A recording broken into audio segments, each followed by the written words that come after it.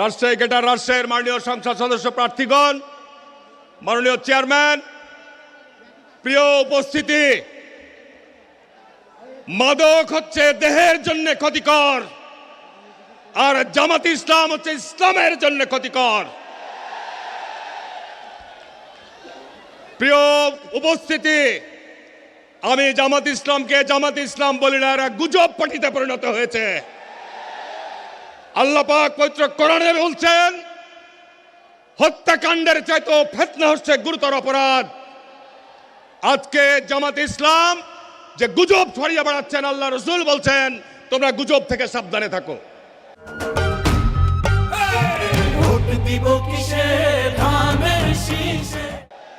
সুতরাং